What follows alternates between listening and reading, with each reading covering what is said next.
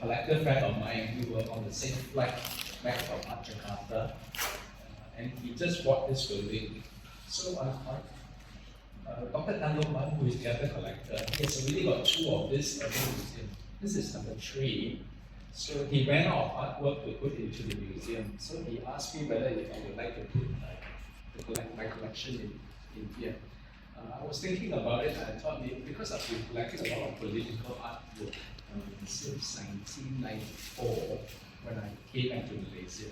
I'm a landscape architect, so when I came back to Malaysia and set up my office as a consultant, I dedicated about 10% of my annual profit to collecting young contemporary artists as a means to support them, but also it's my interest because I was really interested in contemporary art, influencing my own work as a landscape architect because I do a lot of public art, or public squares and stuff like that.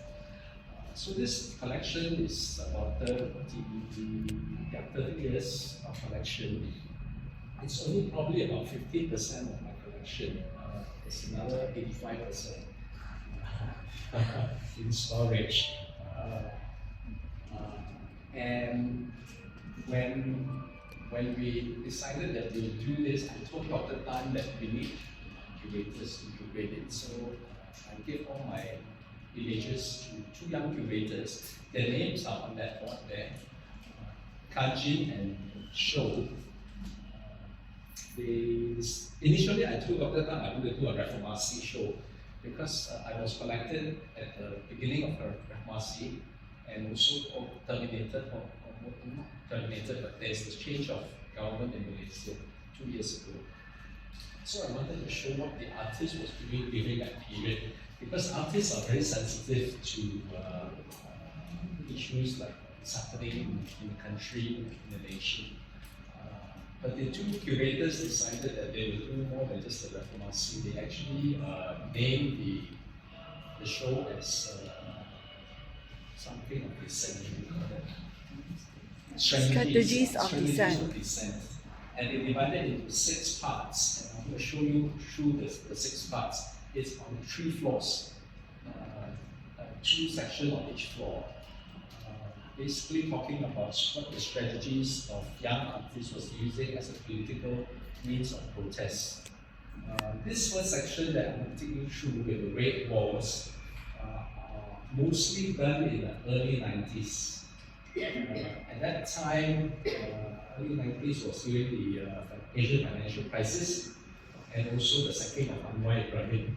So there was a lot of mass movement at that time. And of course, artists were also affected and they were very angry. So this whole floor here, the red walls are this angry, straightforward work.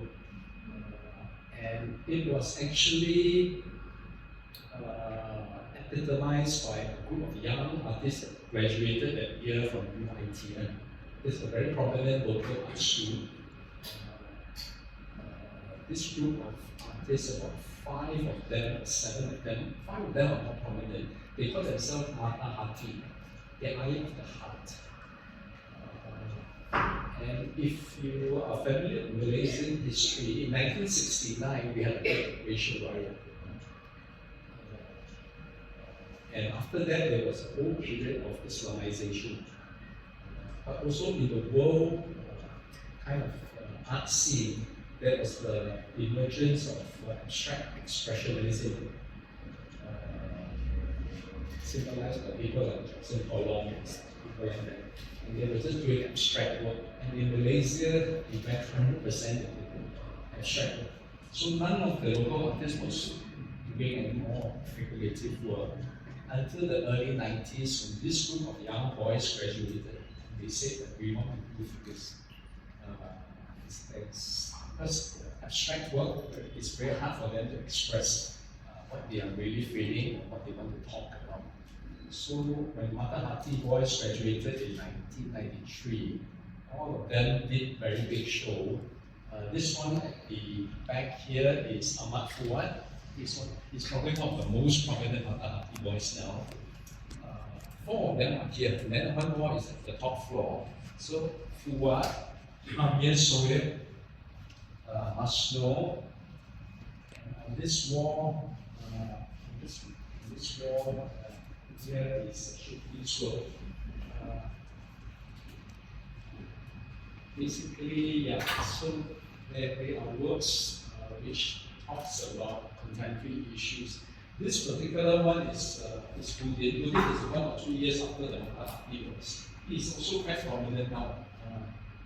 So this painting is about the Anwar Ibrahim Sodomy trial, where everything is put on hand.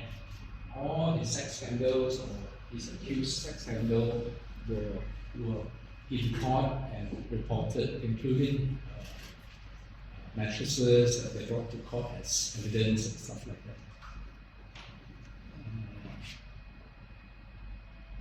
Hamir, maybe I should talk a bit about Hamir.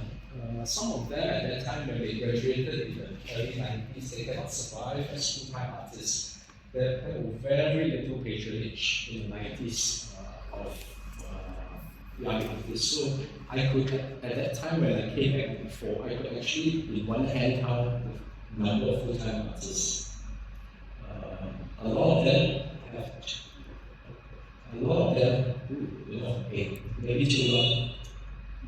People can't hear me, is it? Can hear me? Okay. I'll try to speak louder. In the 90s, a lot of them couldn't survive as full-time artists, so they had to do part-time work, lecturing, teaching, doing commercial artwork like decoration for supermarkets. Hamir was actually doing a lot of backdrops for theatres. So he's very used to doing very big backdrops for all the performance theatre. And this was one of his first work that he did after that, maybe close to almost 10 years after he graduated.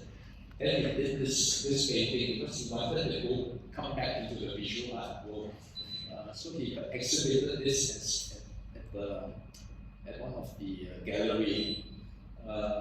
And at that time I was very interested. He doesn't even know how to price works at that time. So this is Hamir. The title of the painting is called Other Laser. There's no difference. So the painting includes that installation, which is, you guys can come closer and have a look. It includes the little toilet bowl here with some stuff in it. Partly I think it's referencing to Shaw, because when Shaw, actually in this whole century, the most important contemporary artwork is the artwork done by Duchamp. It's called the Fountain. By who? It's a toilet bowl with a signature. And I think Hamir was referencing that. But this painting is called Other Laser. You guys can interpret. I usually don't ask artists what they are trying to mean. But the message is there's no Other Laser, there's no difference.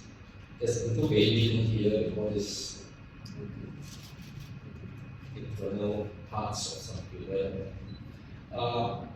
I was working in Singapore prior to coming back to Malaysia. When I was in Singapore, this was actually maybe the first artwork that I bought. So you can see where I'm coming from. In 1993, in Singapore, Singapore was very big on performance art in the 90s because the artists there has got no room to pay or to do sculpture because Singapore is a very tight city-state, a bit like Hong Kong. So artists was trying to find new ways of expressing themselves, and performance art at that time was very big. And they were doing performance art in the early 90s. I was quite active participating in going to the shows and things like that. And Vincent Liao at that time, Vincent Liao is probably now 60 years old. Vincent Liao at that time was a young graduate in 1993. He did a show during about this time of the year. New Year's Eve, he did a show from 8. The gallery that organized the show was a gallery called Fifth Passage. So they were organizing performance from 8 o'clock at night until 8 o'clock in the morning, overnight. Yeah. And Vincent went out, I think, about midnight. He did this one where he played guitar, he was entertaining all of us. And he started drinking coffee. He played for quite long. After that, he finished coffee. I think he felt the urge to pee, so he took his cup. He went to the back of the stage and peed on it. And then he came back and played more guitar. And then suddenly he just drank the. Drank his urine. Oh, yucks. So there were reporters there because it was quite a big function, and then it was reported the next day. The Singapore government went crazy after that. And you can see some of this newspaper cutting is all about Singapore government clamping down on performance artists. As a result of all this and a few other shows which was quite controversial at the time, performance art is meant to be controversial, but the government really clamped down on that. And the unfortunate result of that is all these artists left Singapore. So Suzanne Victor, who used to write Fifth Passage, was from Australia. She's very big now.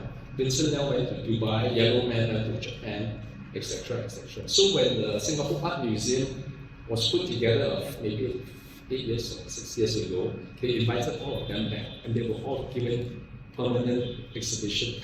But unfortunately, a few of them don't call themselves Singaporean anymore. Suzanne Victor is artist, Australia / Singapore. So I think, but anyway, to cut a long story short, Vincent was taken to court. He doesn't have money to pay for his legal fees. He started to sell his urine. They sell it there's a limited edition, I think about 25 each. I still remember very vividly how much I paid for it. 350 Sing dollars. To pay his legal fees. To pay his legal fees. Yes, a few thousand bucks. Yeah. Wow. So I started my collection based on interaction with artists like that. Come, I show you.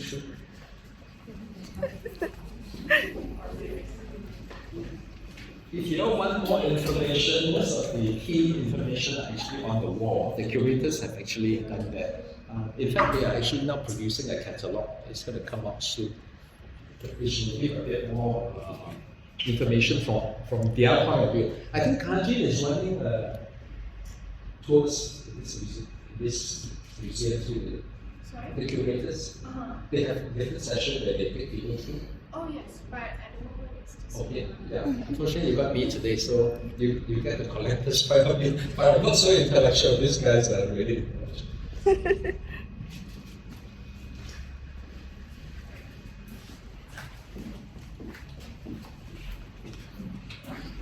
So this is another very early work by Samsudin Lapo, a Sama artist, where he was trying to deal with the fact of the murder of Atantuya, the Mongolian model that was killed in Malaysia in very unfortunate circumstances, which until today we still do not know who the murderers are.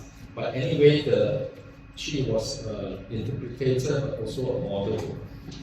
And she came to Malaysia and she was just blown to bits by military grade explosives.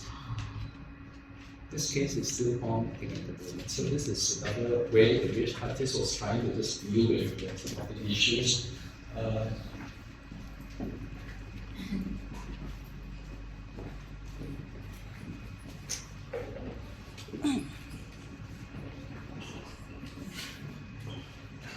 The theme of reformasi, of protest, of a lot of dissatisfaction with the political situation in Malaysia.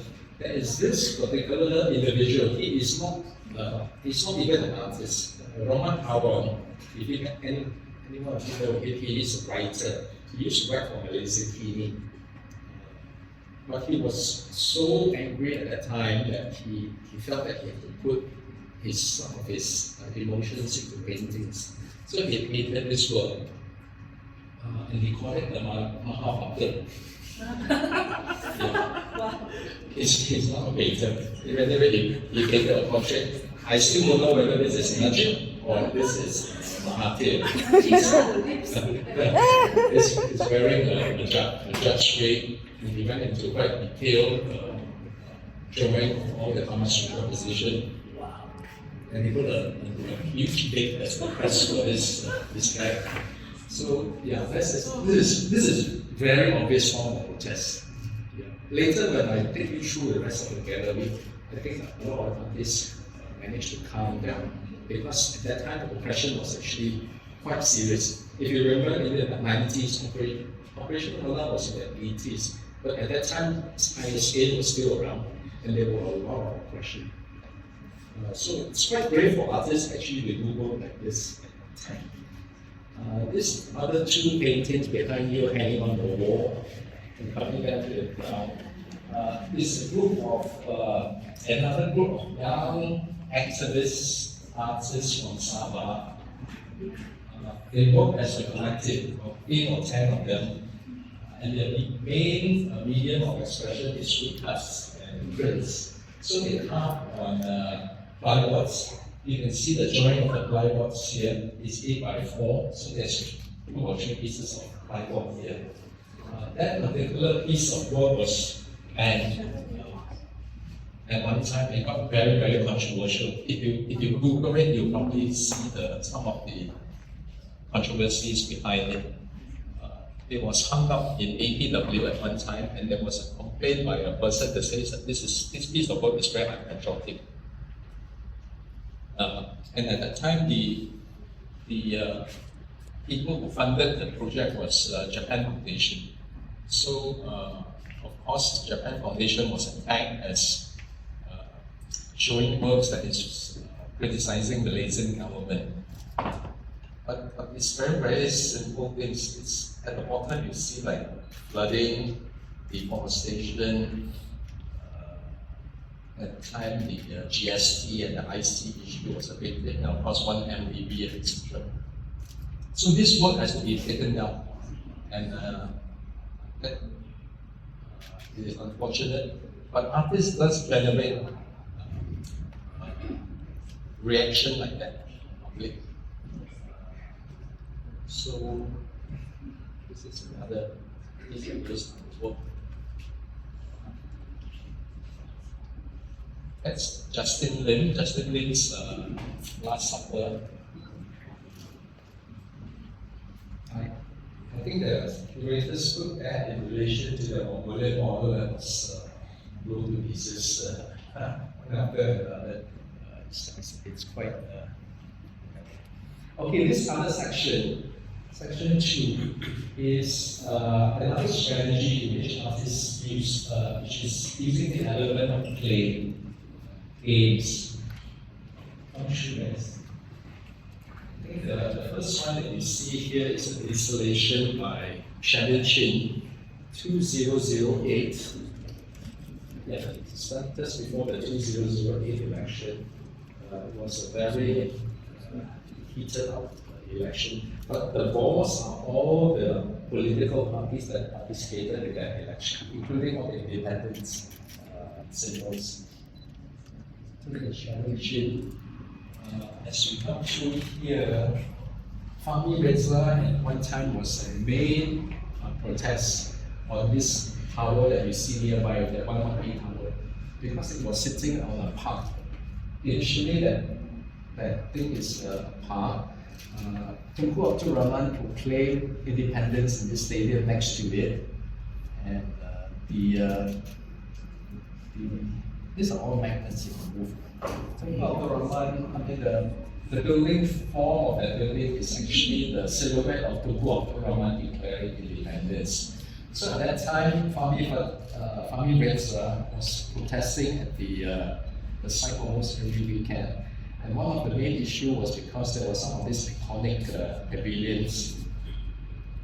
The mushroom pavilion, in Chinese is called Tunku. This guy is also called Tunku. So there's a lot of symbols and historical importance related to them. This artist is Ng Sek San. Ng Sek San is one of those MIA-trained artists. At the time, he doesn't know how the building looks like because the building was very secretive. Nobody knows. They didn't issue any image of the building at all. And he painted the building according to what he thought was like. Ng Sek San also did. No, it's not Ng Sek San, it's Gan Si Hui. Gan Si Hui also painted this one. This one is about the the birthday protests. There were a lot of protests in Malaysia on election reform. And every time there's protests, there's a lot of street riots or fights. So he did this painting as a memory, I guess. Why they are wearing the Christmas Why red color? It's an FRU hat. You know, in Malaysia, the riot police are all dressed in red. They hold red shields and they wear red helmets. So it's not Christmas.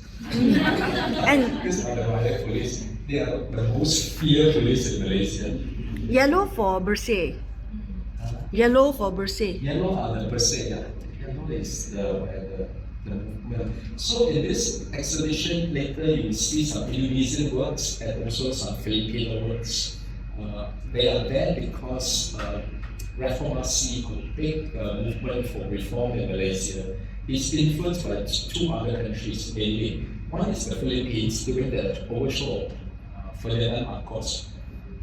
The people who were protesting were wearing yellow. The protesters, yeah, the Aquino opposition, they were all wearing yellow. The other one, of course, is the word reformasi. Reformasi comes from the Indonesian. It's an Indonesian word when they were protesting to overthrow Suharto, another dictator in this region. So you see some of these references. This is again done by Ng Sek San, Sabah collected. This one is on the snake and ladders, most of these will know. And if some of you are familiar with Malaysian politics, Big Hawk, you can see it here, the famous Birkin bag, Prime Minister's wife, Prime Minister himself, the bombs, submarines, everything like it's all here. This telling the whole Malaysian scandals and whatever. This other work is also Sharon Chin. Sharon Chin is a snap artist there. Sharon Chin does a lot of this interactive work. You guys can play with it, but there are 6 boxes here, which basically is a graph documenting on the year 1971 to 2011, where this work was made. The amount of banned books in Malaysia. So there were a lot of censorship in Malaysia. Some are on politics. If you bend further down, you can see the title. Some are politics, some are on race or sex or whatever, sexual content.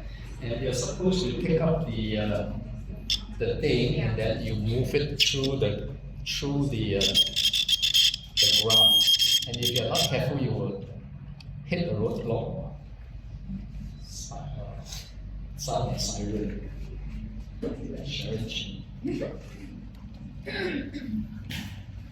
Any questions so far before we head upstairs?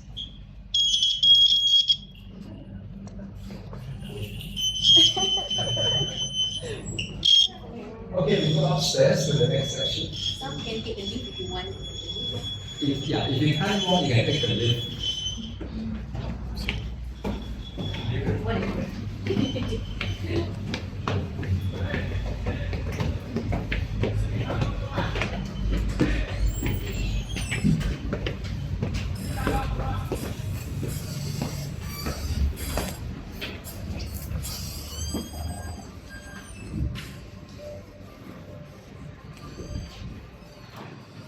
White walls.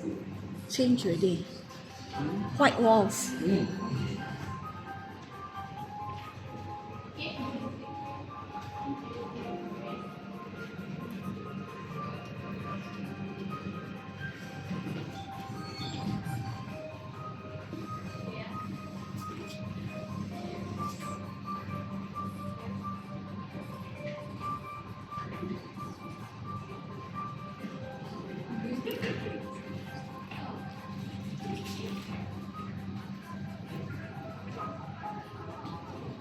I think this other section is talking about, the title of this section is Water from Later.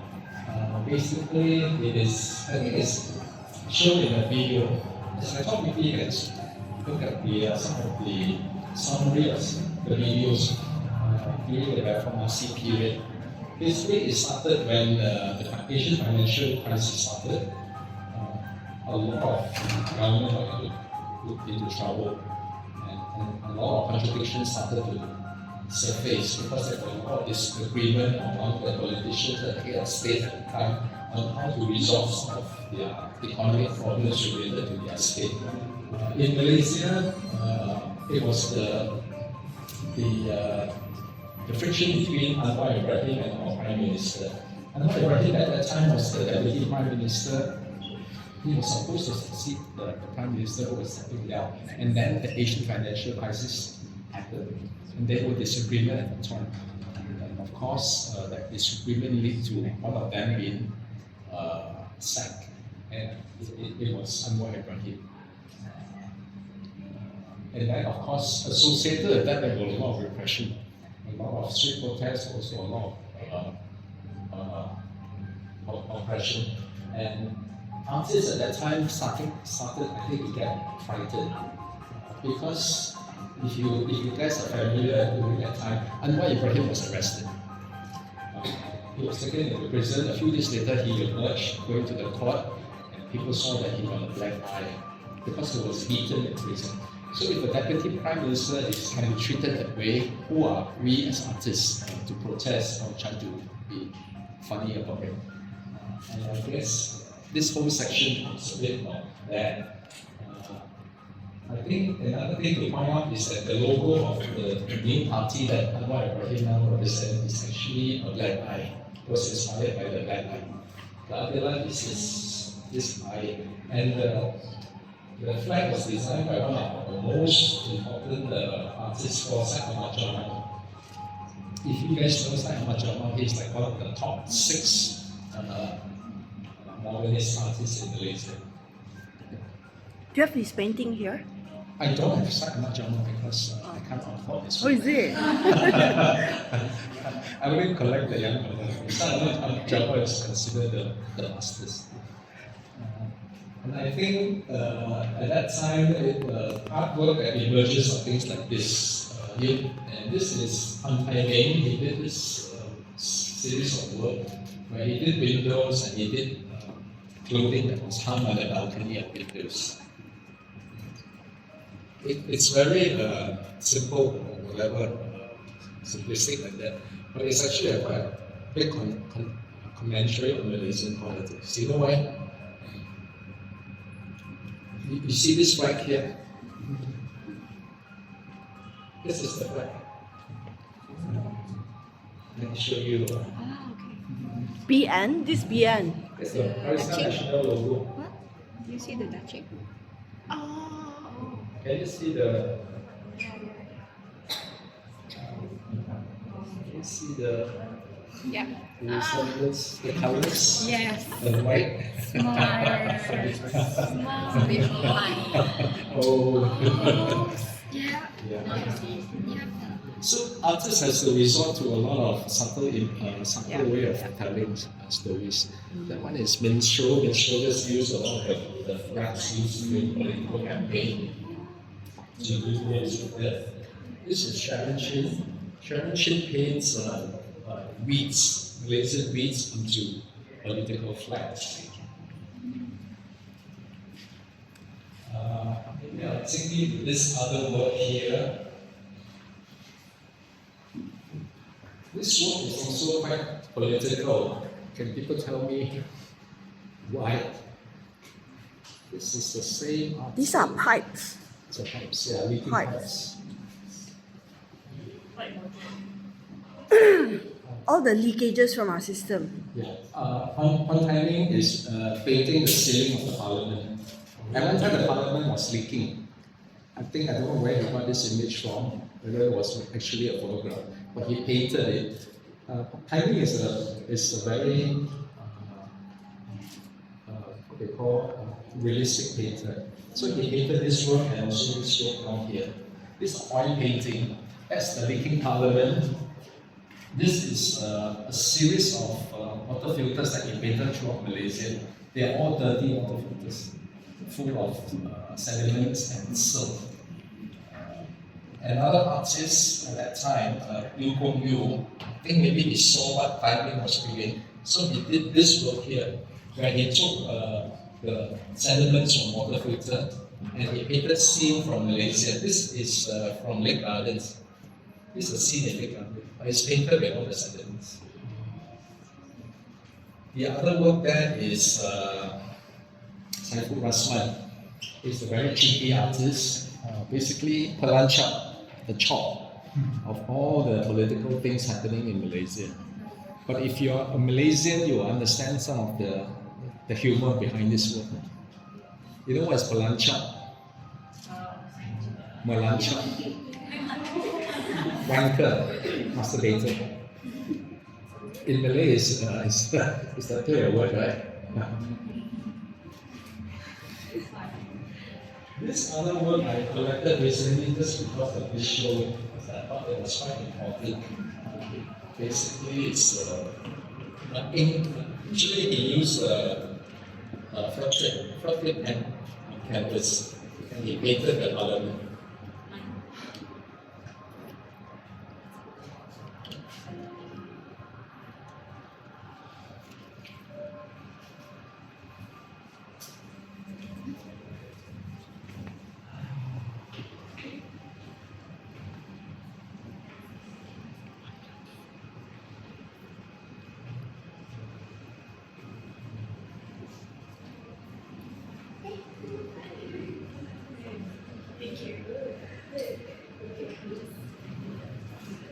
So that artists cannot paint protest work and angry work and things like that, they resorted to work like this. This is Wong Chi Ming.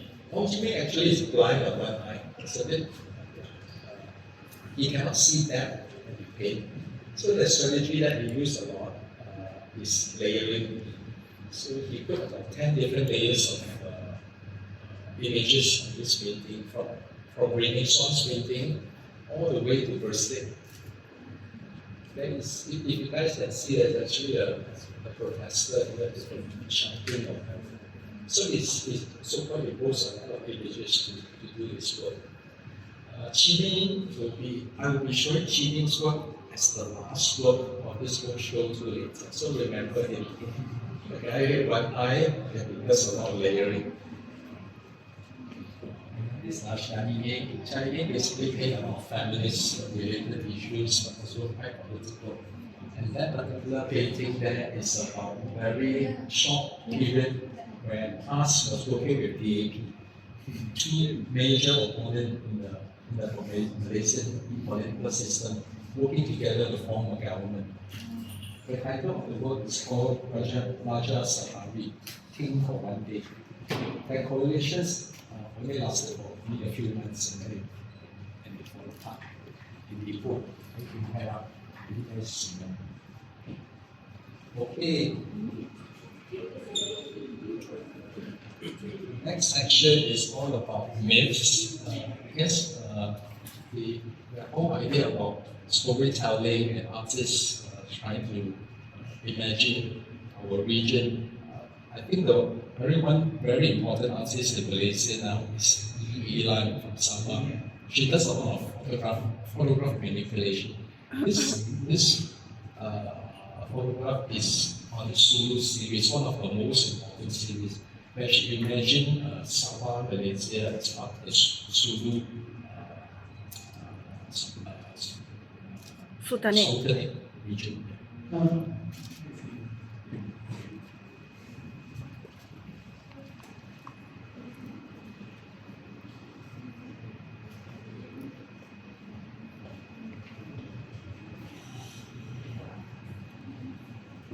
Yeah, I just talk about this painting, this section here, because I think this one will probably interest some of you guys here. This is done by Chan Yong Chia, another locally trained Malaysian Chinese artist. If you guys are familiar with Malaysian art, he's the guy who is crazy. This guy, he will collect like 1,000,000 stamps and cut all the stamps into small little things and reconfigure it into works of art. Yeah. But this particular work I thought was interesting to show because I think it's quite unpatriotic work.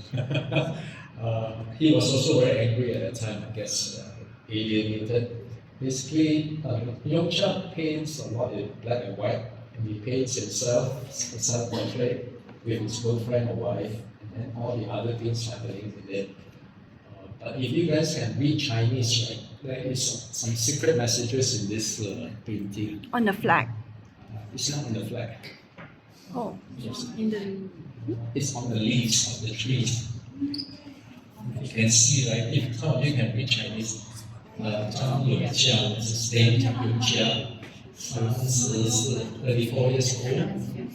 I got another my question. I just like to eat pork. And then he goes on, there's more here. Talking about this.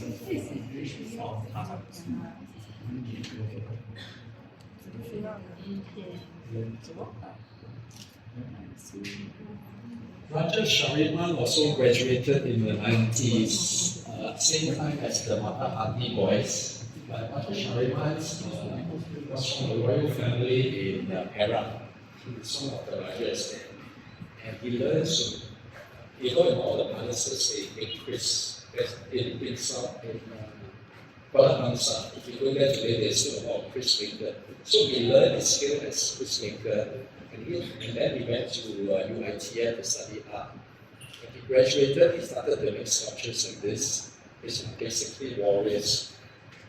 And after his first show, which is this particular piece, was his first graduate show, which is called Curatorial, he was being criticized by the ulams because as a Muslim, he's not supposed to do figures or full figures.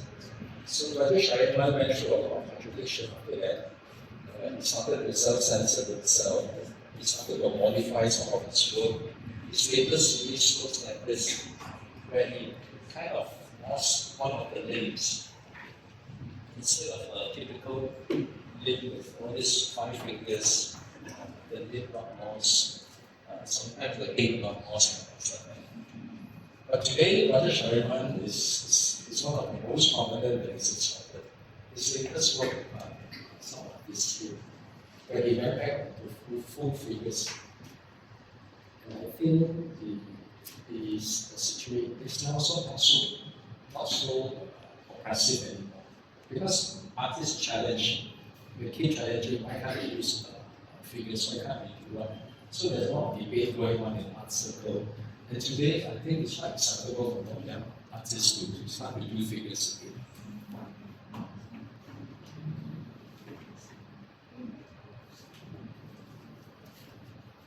You can see some of the other, there's some Filipino work here upstairs, there's some Indonesian work, that too are Filipinos. More views of these whole issues here. The curator selected these 2 work. We will ask them why they selected. But this particular one I particularly like because Bree Johnson is a very young artist. He has passed away now. He died at the age of 28. If you all follow art news in Malaysia, she was murdered by her billionaire boyfriend. Bree Johnson. Goodness. Quite tragic stories behind some of this system. How we go upstairs? Any questions? Great. Okay, that's good.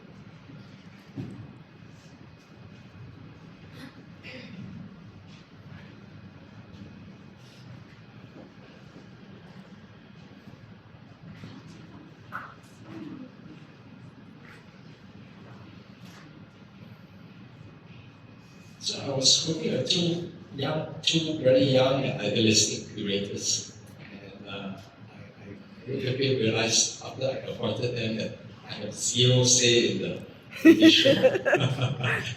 I wanted to show some of the works, but they were very adamant, and I'm glad they are, because then it becomes very clear what they were trying to do, and not kind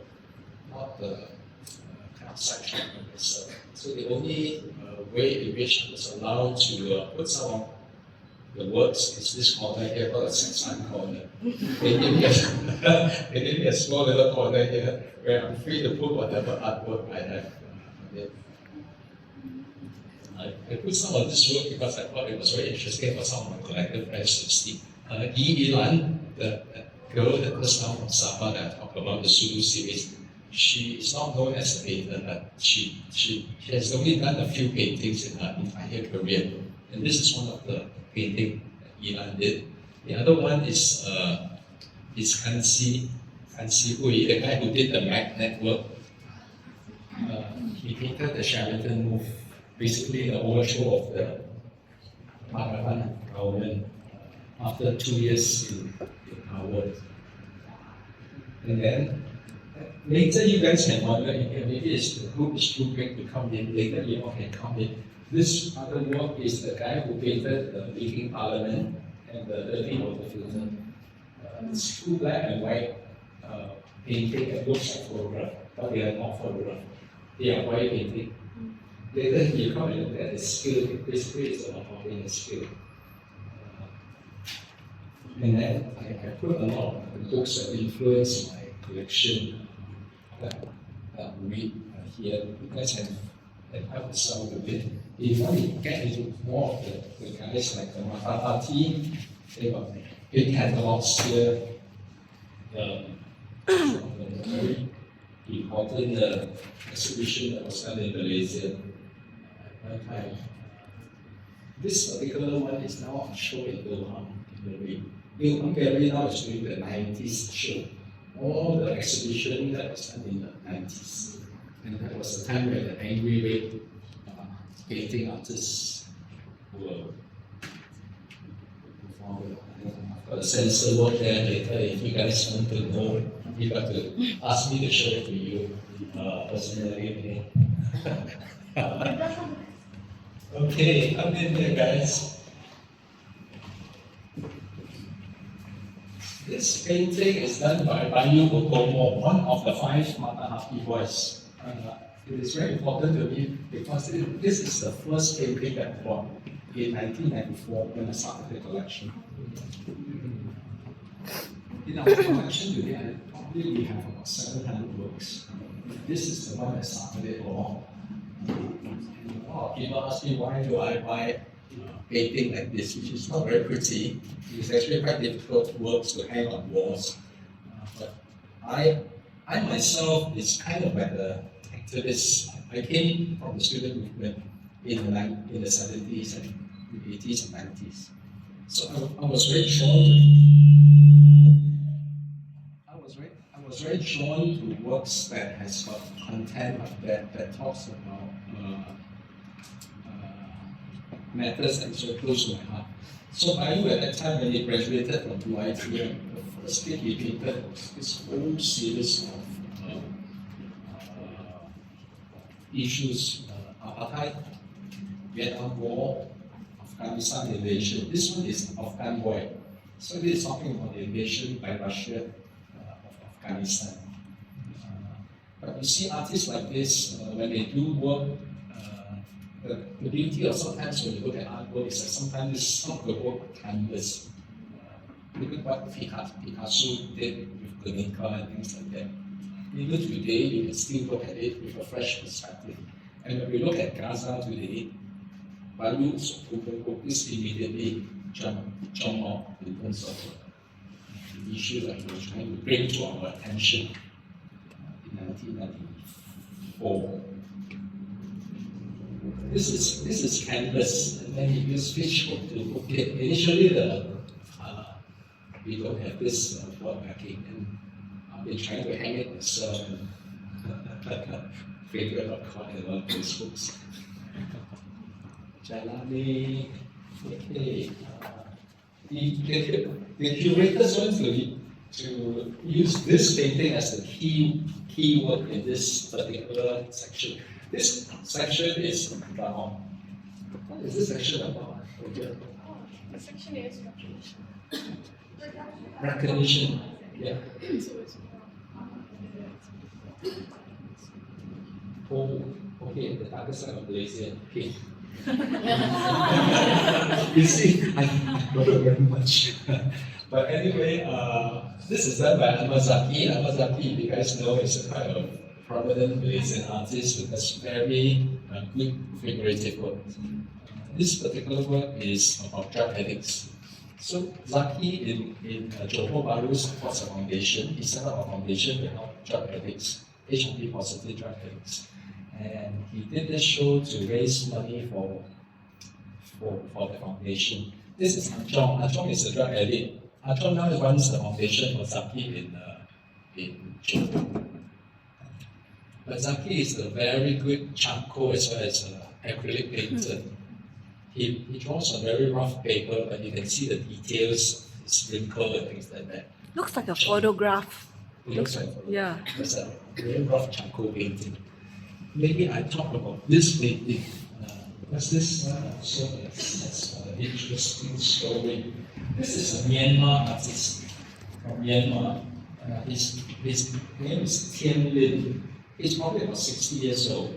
But when he was a student, 30, 40 years ago, before the time of Aung San Suu Kyi, he was a student activist like myself, and he was protesting so hard that the military wanted him. So he ran into the jungle and became a guerrilla fighter.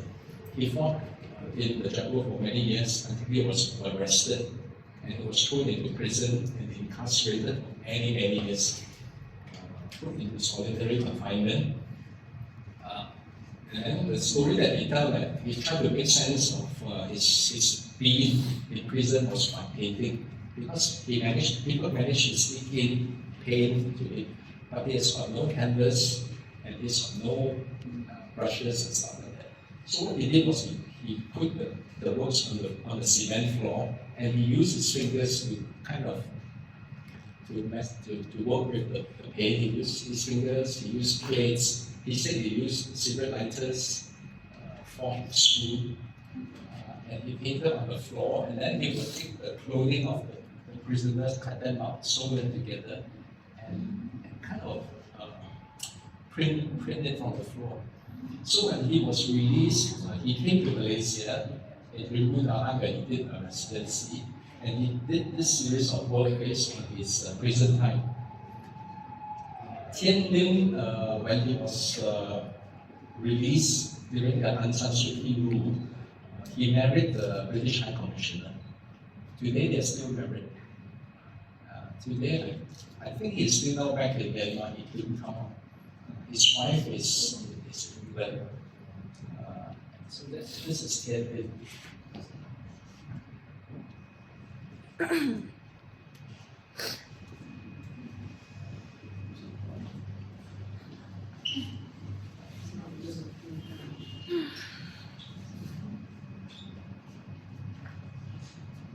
我有一个很秀。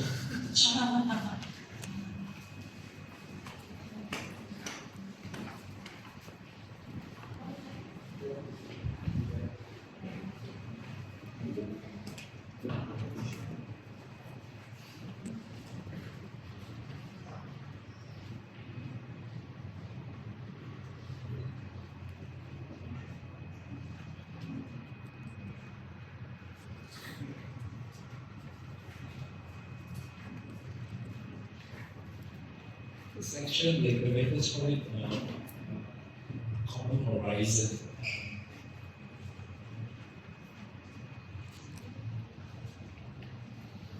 Production of a common horizon. The painting is anchored by Yi Luan's photo of Australia, the Australian desert history, addressing the idea of the horizon. That's April Chong.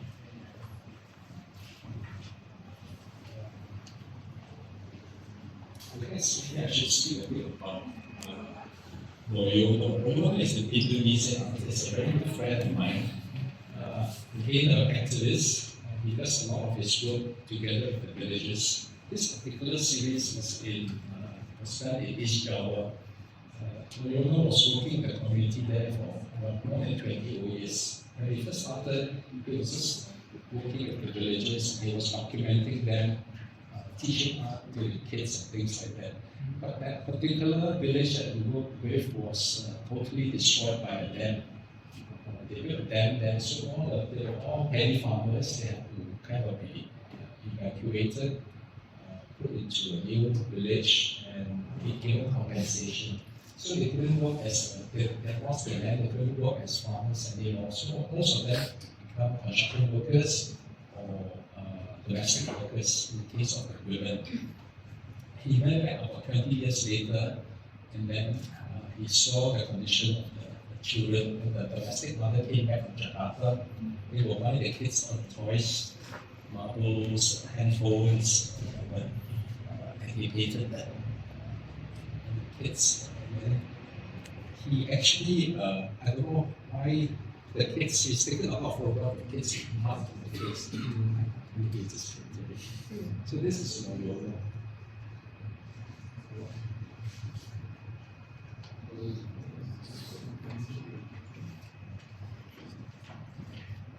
Okay, maybe after all this quite depressing images, I want to maybe show you one last painting over here. This is the artist which I told you has got only one eye and can only do things in see things paint in layers. She painted this work after the last election in 2022. It's called a new warning. It's called Selamat Pagi Malaysia. But if you guys got phone, right? Maybe I use my phone. Later you guys can use your phone.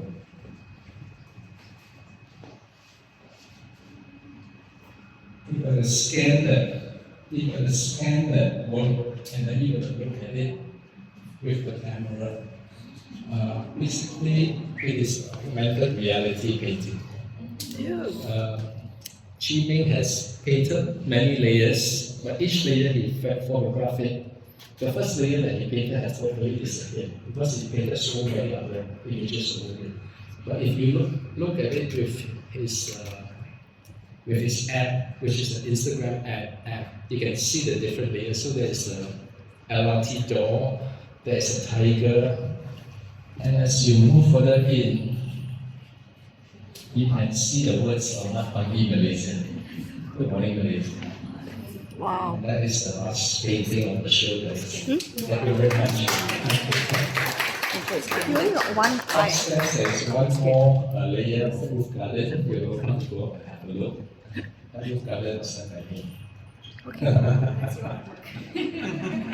Thank you so much. If you got any question, I will address it. Is it permanent? This show is for 12 months. 12 months. So you will show your other works after that. Oh. We're not sure yet. What is going to do after 12 months? Okay. This one. But basically, what we're trying to do here is because we find that the government effort is too slow in terms of the arts. So some of us, when we can't go to Art Jakarta in Singapore, we saw how far lagged we are. So what we decided is actually take things in our own hands, start a little museum, like a decentralized museum, because there's 3 of this. To try to bring a bit of culture and a bit of art back into the city, to make the works accessible, because if it's in our private collection, nobody sees it. So the idea was to try to make it accessible for people. We talk about it, tell stories, and probably if people can get inspired, that would be best. Yeah. Especially You young have people. 700 collection. We have 700 in total. In terms of work, 700. The show curator picked each. Yeah, there's 80 works.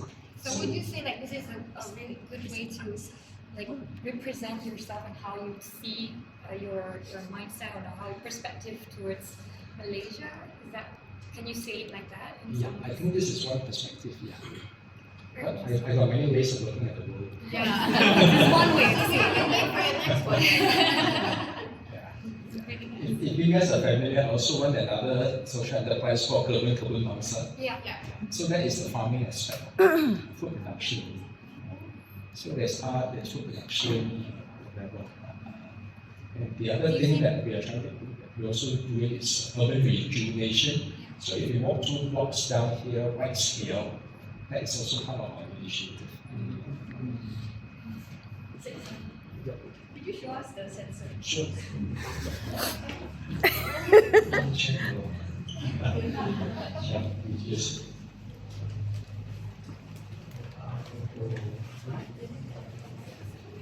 Just now we talked about Anwar Ibrahim's on the beach, right? This is done by Ng Sek San. He's got another one downstairs that we didn't talk about. Basically showing the babies making love and recorded by cameras and shown on television screen and things like Who's this. the artist? Who's the artist? Yeah, the artist. Yeah. Chan Kok Hui. This was done also during the Anwar Ibrahim's Solidarity trial. There was another very major scandal going on in Hong Kong. You guys know that? Edison Chen.